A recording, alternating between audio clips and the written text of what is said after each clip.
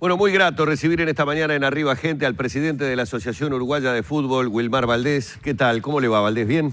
Buenos días para todos. Bueno, le voy de entrada porque Danilo tiene 47 preguntas para hacerle y yo lo quiero dejar, que hoy se despache, que él está llenito, gordito, viene... Eso es cierto. Claro, no, pero porque ganó Nacional y todas esas cosas y está contento por la Copa y todo. Le hago una pregunta. Obviamente le vamos a preguntar sobre su parecer en las medidas anunciadas ayer por el presidente Vázquez, medidas contra la violencia, fundamentalmente en el fútbol, pero él siempre habló del deporte, ¿verdad? Espectáculos deportivos. Comienza el campeonato en febrero porque veo que se pone tanto énfasis en las cámaras de reconocimiento facial, cuando se sabe que hasta marzo no van a estar, que con el comienzo en febrero, me pregunto, ¿ustedes ya saben que va a haber como un periodo excepcional hasta esa instalación? ¿Con el compromiso de la AUF solamente al Poder Ejecutivo, al Ministerio del Interior, le alcanza? Sí. Bien.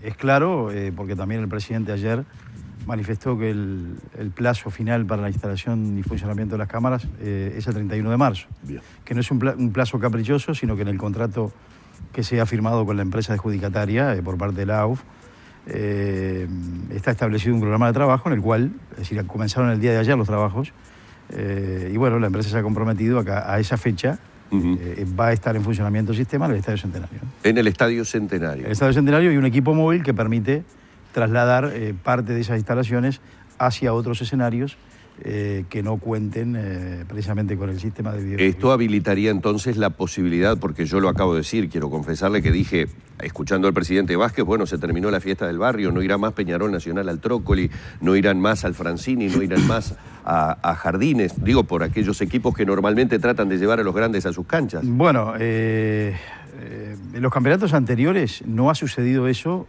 en virtud de que el Ministerio del Interior ha dicho que no restringe esa posibilidad. Sí pone condiciones para organizar esos espectáculos de determinadas características. Es decir, si Cerro quiere jugar con Peñarol o con Nacional en el Estadio Luis Trócoli, como lo ha hecho en los últimos campeonatos, tiene que ser, por supuesto, bajo determinadas medidas, y una de las medidas es vender una cantidad de localidades muy menor a lo que realmente se puede vender, ¿no? Bien, estaría por allí. ¿Y ahora qué va a pasar a partir de marzo? No. ¿Tendrán que instalar los equipos, por ejemplo, móviles? Los equipos móviles van a estar, exactamente, los equipos móviles van a estar a disposición ya a partir del 31 de marzo. En consecuencia, si un partido de esa naturaleza se desarrolla en una cancha o en un estadio que no sea el Estadio Centenario o el Gran Parque Central o el Campeón del Siglo, es evidente que se va a contar con ese equipo móvil para ese estadio, ¿no? Claro, la pregunta viene un poco porque a priori daría la sensación de que la carga, por decirlo de alguna manera, económica y de responsabilidad, pesa sobre los grandes. Me explico lo que quiero decir, por lo menos por las palabras del presidente. No se habilitará si no están las cámaras en el Estadio Centenario, el Campeón del Siglo y el Gran Parque Central. Pero si tienen que concurrir... A ver, ¿esto es costo de quién? De Peñarol y Nacional, que tienen que ponerlo en sus respectivos estadios. El Estadio Centenario, es decir, también es costo de la Asociación Uruguaya de Fútbol. Claro, pero cuando los equipos menores llevan a los equipos grandes, no tendrían la misma exigencia. Es decir, la exigencia es la de la utilización de un equipo móvil que teóricamente daría el mismo resultado que las cámaras instaladas. Sí, no es lo mismo porque, las cámaras instaladas, es decir, están en las puertas habilitadas. Es un sistema, lógicamente, que tiene mucho más cámaras, pero también, los estadios son más grandes. Pero por eso le decía, porque la pregunta, Wilmar, apunta a lo siguiente, a que mucha gente puede estar pensando, pero si se arregla con un equipo móvil, ¿por qué no llevan ese equipo móvil en vez de esperar hasta marzo para instalar? ¿Podría pensarse? No, porque el equipo móvil también va a estar pronto para marzo. Ahí es decir, porque también el equipo móvil es parte de todo el sistema. Bien. Y hasta que el sistema en forma integral no esté funcionando, el equipo móvil no va a poder funcionar. Claro. Así que el plazo es marzo. Y concretamente, a la AUF le llevó un proceso bastante largo poder llegar al armado de los pliegos, de las condiciones. En octubre o en septiembre creo que se firmó y allí comenzó la adjudicación, en octubre en definitiva creo que fue la adjudicación. Sí. Comenzamos todo un proceso que desemboca en que al 31 de marzo en el Estadio Centenario tiene que estar instalado el equipamiento. Usted dice que acaba de comenzar los trabajos. ¿Y en el Campeón del Siglo y en el Parque Central? Bueno, antes del comienzo del Campeonato Uruguayo Especial, la Asociación Uruguaya de Fútbol firmó un convenio con el Ministerio del Interior. Era claro que el compromiso era primero en el Estadio Centenario y equipos móviles, y posteriormente se iba a encarar el campeón del siglo y el Gran Parque Central. Ya sabemos que tanto Nacional como Peñarol han estado reunidos con el Ministerio para ya comenzar también inmediatamente los trabajos, y en consecuencia, si bien por ahí tal vez a marzo no se lleguen esos dos estadios, seguramente en un breve lapso de tiempo también se podrá llegar, y en consecuencia estaremos con todo el sistema. ¿Tendrán que fijar las localías eventualmente en el estadio? Pero yo creo que hay que analizar, digo, a ver, yo entiendo lógicamente la ansiedad que tenemos todos con este tema, ¿no? Digo, pero bueno, hemos llegado a un punto en el cual creo que se están abriendo caminos importantes de solución. Para ello, no solamente la actitud de la AUF de realmente concretar para el Estadio Centenario la adquisición de este sistema, sino también las manifestaciones en esas reuniones de los clubes grandes para con el Ministerio del Interior, y además y fundamentalmente creo que ha sido vital y muy importante la posición del Gobierno Nacional en este caso, en este punto, con declaraciones del propio presidente Tabaré Vázquez desde Europa cuando pasó los hechos ocurridos en el Clásico, y además concretando esa intención de las palabras a los hechos, es decir, dictando un decreto como realmente anunció ayer, en el cual evidentemente hay una serie de medidas que cambia radicalmente el panorama que teníamos en este campeonato, ¿no? No le vamos a preguntar por las 33 medidas anunciadas, no nos daría el tiempo. Es que no lo hemos ni analizado todavía, claro, la verdad. No nos daría ni el tiempo para estar puntuando y analizando una por una. Pero a modo general, a grosso modo, ¿qué impresión le deja? No, yo creo que ayer tuvimos un contacto telefónico con el secretario nacional de Deporte, con el profesor Fernando Cáceres, en el cual brevemente hablamos lógicamente, de juntarnos rápidamente para, lógicamente, charlar e implementar desde el Ministerio y desde la AUF precisamente para poder aplicar estas medidas. Pero en un principio creo que es muy importante estos anuncios en función de que hay una intervención que nosotros reclamábamos y que el fútbol reclamaba del Gobierno Nacional ante un problema que, si bien por supuesto el fútbol tiene responsabilidades, es claro también que desde las autoridades necesitamos colaboración, y además necesitamos que se cumpla la función constitucional que realmente, es decir, nuestra Carta Magna así lo impone. O sea, son bienvenidas las medidas. Totalmente, yo creo que sí, totalmente, y creo que todos, la gente de bien en el fútbol, la estábamos esperando, así que... ¿Cuál es la más importante, Wilmar? No, yo creo que la más importante es el concepto general que se tiene de que las autoridades policiales deben estar en el espectáculo deportivo. La estrategia, por supuesto, la marca en ese caso los especialistas, si están en un lugar o en otro, pero sí que haya presencia en lugares y puntos claves. Por ejemplo, una de las cosas que creo que es muy atinado es la presencia fuera del estadio en diferentes puntos que vayan permitiendo un filtro en el cual la persona que vaya con la entrada lógicamente tenga que mostrar la entrada 2 o 3 veces antes de acercarse a la puerta para poder ingresar. Además, creo que en esta etapa, hasta que no estén en las cámaras, el anuncio del ingreso de la policía en las tribunas Colombes y Amsterdam creo que es muy importante. Y, en definitiva, toda aquella medida que tienda, lógicamente, a tratar de que las personas violentas no ingresen, o directamente estos delincuentes no ingresen al estadio, son bienvenidas. Pero yo rescato la actitud, fundamentalmente es la actitud que hoy por hoy el presidente de la República ha marcado, y el compromiso que ha marcado con este tema, y por supuesto compromiso que también, es decir, debe tener todo el fútbol y la Asociación Uruguaya de Fútbol y los clubes, para en definitiva todos juntos, que también fue lo que dijo en las palabras del presidente ayer, todos juntos salir de este tema, ¿no? ¿Es consciente, esto se lo pregunto porque obviamente usted tiene contacto con todos los dirigentes del fútbol uruguayo, y cuando digo tiene contacto no me refiero exclusivamente a aquellas cuestiones protocolares que vemos todos, tiene un contacto permanente porque debe atender seguramente un montón de solicitudes y de requerimientos y de sugerencias que todos y cada uno de los dirigentes de cada uno de los clubes deben querer acercarle, no solo al presidente, sino al cuerpo de neutrales de la Asociación Uruguaya de Fútbol. Entonces le pregunto, ¿ha sido consciente la dirigencia del fútbol uruguayo que los violentos destrozaron un campeonato? Cuando digo destrozaron un campeonato, generaron durante todo este periodo de 15 fechas en las que deberíamos estar hablando de moñas, dribbling, golazos, pelotas colgadas en los ángulos y todo lo que habitualmente a los que nos gusta el fútbol hablamos, pasamos a hablar exclusivamente de los hechos de violencia, los que podían darse, los que finalmente se dieron, la suspensión del partido más importante que tiene el fútbol uruguayo.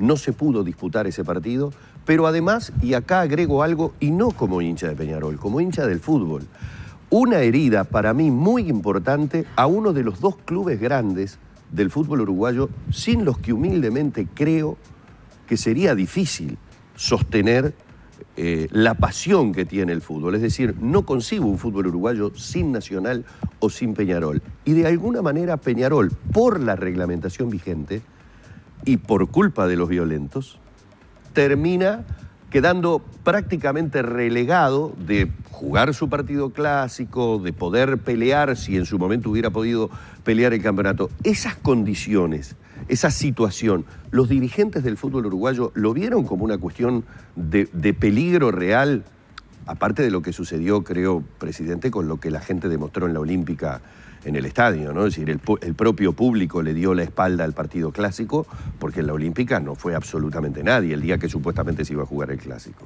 Bueno, yo creo que hemos llegado a un punto en que espero y aspiro a que no solamente los dirigentes, sino que creo que con estas actitudes también de las autoridades, es decir, todos creo que hemos tomado conciencia al punto en el que llegó este tema. Si no, no hubiera intervenido como intervino el presidente de la República, y el propio Ministerio del Interior, en acuerdo con el presidente de la República, no hubieran adoptado las medidas que realmente adoptaron. Creo sí también que de una vez por todas los dirigentes están comenzando a tomar conciencia de este tema. Y yo ayer en una nota radial que me hacían manifestaba algo y hacía un mea culpa, en el cual me incluyo. Creo que los dirigentes del fútbol nos hemos olvidado de la cosa más importante o del aspecto más importante que tiene el fútbol. El fútbol es de la gente, en definitiva. Es decir, el fútbol es de la gente, pero de la gente bien.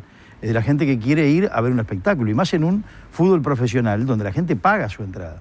Porque en el fútbol amateur, es decir, uno se acerca a un partido de fútbol porque quiere ir a ver un familiar o lo que sea. Digo, pero no es un espectáculo montado en el cual uno tiene que pagar una entrada y va a ver un espectáculo. El fútbol profesional sí. Y se ha perdido eso, creo que se ha perdido de vista eso.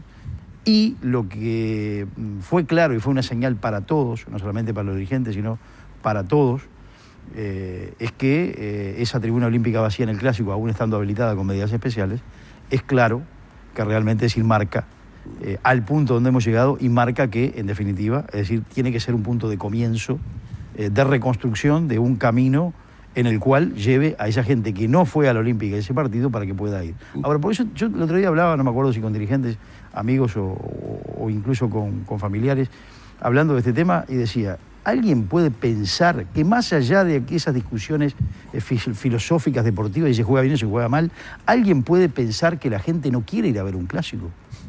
¿Alguien puede pensar eso? No. Un clásico, y el amor por una camiseta o por un espectáculo de esa naturaleza, es independiente de si uno levanta mal el centro, es decir, eso es una mentira, es una falsedad. Pero en este contexto, en el último clásico, la gente tenía miedo. Pero por eso, es lo que estoy diciendo. Entonces, ¿alguien piensa que realmente la gente no va porque le gusta el fútbol o porque perdió la pasión por el fútbol?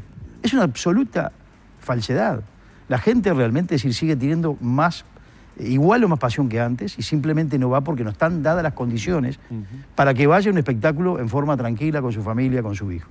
Y el ejemplo que siempre pongo, es decir, es el ejemplo de la selección nacional, que me van a decir, sí, es distinto, un público distinto. Bueno, un público distinto, bueno, a ese público debemos apuntar también en nuestro campeonato local y crearle condiciones para que vaya precisamente a ver también los partidos del campeonato uruguayo.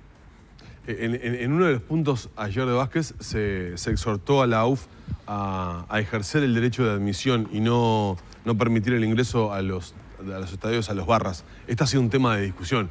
¿Quién debe ejercer el derecho de admisión? ¿Si la policía, si la AUF? ¿Cómo ven esto? ¿Cómo lo analizan? Bueno, yo creo que el derecho de admisión, si partimos de la base que es un espectáculo privado, por supuesto, con características especiales, creo que ahí hay que, si bien el organizador es el que tiene que ejercer el derecho de admisión, es cierto también que tiene que haber una colaboración mediante reglamentación y mediante una ley específica que también nos diga cómo se debe ejecutar y los mecanismos que tenemos para ejecutar ese derecho de admisión. ¿Por qué? Porque no es como uno cuando organiza una fiesta o un cumpleaños que es un grupo mucho más reducido de personas y puede poner 2 personas y diga, no, usted no entra y se va. Esto es un espectáculo masivo. Para ejercer un derecho de admisión en un clásico, por ejemplo, donde van 50, 60.000 personas, uno tiene que tener evidentemente mecanismos legales que le permitan ejecutar ese derecho. Yo puedo decir, sí, el organizador es el que debe ejercer el derecho de admisión. Ahora, ¿cómo lo ejercemos? Claro. No basta con decir, tal es el que tiene que ejercer el derecho. Bárbaro, yo digo, sí, yo lo tengo que ejercer, pero ¿cómo lo ejecuto? ¿Quién me decidió ejecutarlo? ¿Cuáles son las reglas? ¿Cuáles son las normas? En eso, nosotros hemos planteado el tema de la Comisión de Deporte del Parlamento, hemos tenido varias reuniones, sé que hay muchos legisladores que tienen diferentes visiones, el tema está arriba de la mesa, pero sí, fundamentalmente también desde la Uruguaya de Fútbol y de los clubes se va a tener que tener una actitud absolutamente proactiva en el sentido de crear listas, listas por supuesto confidenciales, de aquellas personas que realmente se sepa que tienen antecedentes en materia de violencia en espectáculos deportivos, porque de lo contrario, si no, es decir, por más que pongamos cámaras, si después no ejecutamos lo que significa el no ingreso de esas personas violentas a los estadios, estaríamos en la misma situación. Uno de los elementos importantes en este campeonato también, yo no sé si lo notó de la misma manera, presidente, fue que los futbolistas, que normalmente, al igual que los directores técnicos, es decir, los actores de alguna manera principales de este hecho maravilloso que es el fútbol, también se involucraron y mucho haciendo referencia a las situaciones de violencia, con declaraciones que fueron muy fuertes, como aquellos futbolistas que marcaron que no querían que sus hijos concurrieran al estadio a verlos. Fueron declaraciones, a veces ese tipo de declaraciones de un ídolo, ¿verdad?, de un hincha, son mucho más fuertes que determinado tipo de cosas. La propia declaración de Polenta fue en Nacional, que dijo, ahora sí me quiero ir, pero me quiero ir porque no quiero estar inmerso en esta situación. Me imagino la situación de los futbolistas de Peñarol, que en su momento debieron soportar, digo esto entre comillas, la presión o el pedido, digámoslo de alguna manera, de los hinchas que le querían que intercedieran frente a la directiva. Es decir, también ha habido una participación, y acá entro un poco en lo que los jugadores significan, en lo que pesan sus imágenes. También ellos han puesto su voz de alerta con respecto a esta situación y ha colaborado, creo que para una toma de conciencia general, porque insisto, a veces hay declaraciones que son tan fuertes que Martín Ligüera diga en un momento excepcional de su carrera, en un retorno a Nacional bárbaro, que no puede llevar a su familia para que lo vean jugar a él en un partido clásico, es muy fuerte. Sí, son declaraciones fuertes y en sentido positivo. Exacto. Porque hemos vivido otras épocas también y creo que hay que poner un tema arriba de la mesa también de cómo nosotros estamos muchas veces acostumbrados a vivir nuestro fútbol local, ¿no? Con declaraciones, y en esto incluyo a dirigentes, incluyo futbolistas o redes sociales, Twitter, después de un partido, lo que pasa. Eso también creo que debemos reglamentarlo y que debemos ser responsables de cómo utilizamos esos medios. ¿Por qué? Porque cuando un futbolista, en este caso salió Martín Ligüera, realmente con una actitud muy positiva, que realmente decir, transmite lo que siente y lo transmite en forma positiva. Es decir, le pasa algo negativo, pero lo transmite para que se revierta esa situación y se transforme en positiva.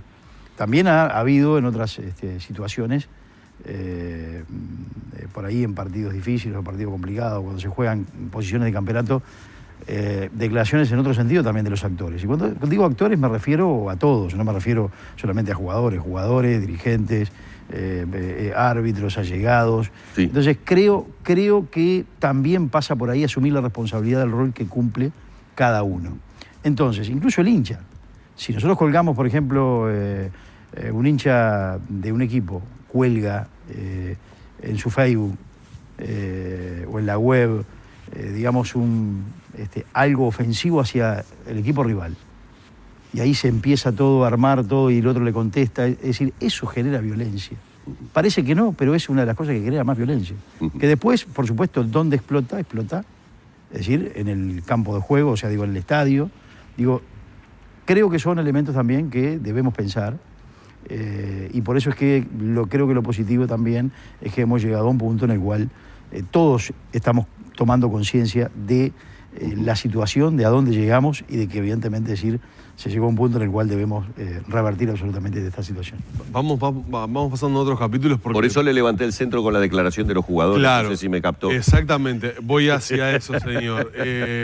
Estamos frente a una situación o a un momento, si se quiere, histórico. Tal vez la lectura real la podamos hacer bastante tiempo hacia adelante mirando estos meses que estamos transitando. Digo esto por la situación, o por lo menos por la postura que están tomando los jugadores de la selección uruguaya respecto a su derecho de imagen y la posición que han adoptado frente a los estamentos del fútbol.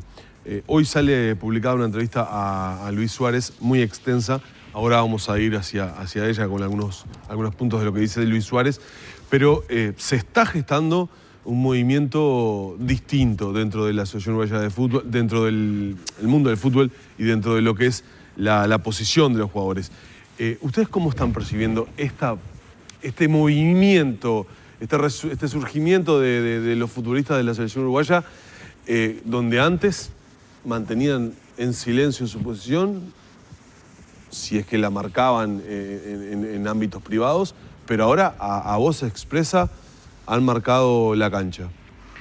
Bueno, a mí, la verdad, particularmente no me sorprende, en virtud de que lo personal, yo ocupo el cargo desde el 2 de abril del 2014, es decir, ya hace más de 2 años y medio, casi 3, que estamos conviviendo y conversando con todo este grupo de la selección.